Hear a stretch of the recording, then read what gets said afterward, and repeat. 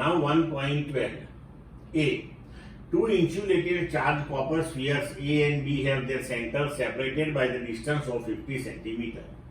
What is the mutual force of electrostatic repulsion if the charge on each is 6.5 into 10 raised to minus 7 coulomb? The radii of A and B are negligible compared to the distance of separation. B.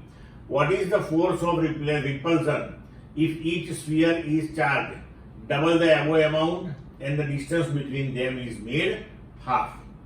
So see here, Q1 and Q2 both are same, 6.5 into 10 raised to minus 7 coulomb. Separation between two spheres, that is 50 centimeter, so that is 0.5 meter. What is the force that we want to find? Now we have the equation as per Coulomb's law, F equal to 1 upon 4 pi epsilon 0 Q1 Q2 upon R square. 1 upon 4 pi epsilon 0, that is K, its value that is 9 into 10 raised to 9.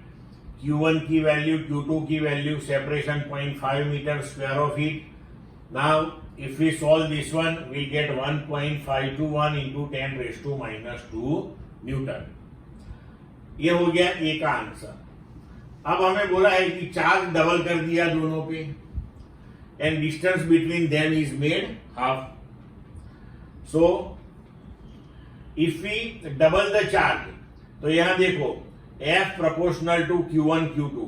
अगर charge double कर दे तो force हो जाएगा 4 times. अगर distance half कर दे तो यहां R/2 का स्क्वायर करेंगे तो 4 ऊपर जाएगा. तो डिस्टेंस जब हाफ करेंगे तो अगेन फोर्स 4 टाइम्स इंक्रीज होगा. मतलब कि चार्ज जब डबल करते हैं और डिस्टेंस हाफ करते हैं तो resultantly force becomes 16 times.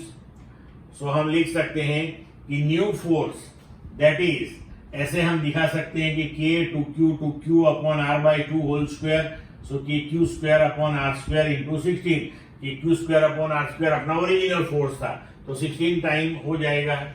Now इसका 16 times, so force that is 1.521 into 10 raise to minus 2, 16 times.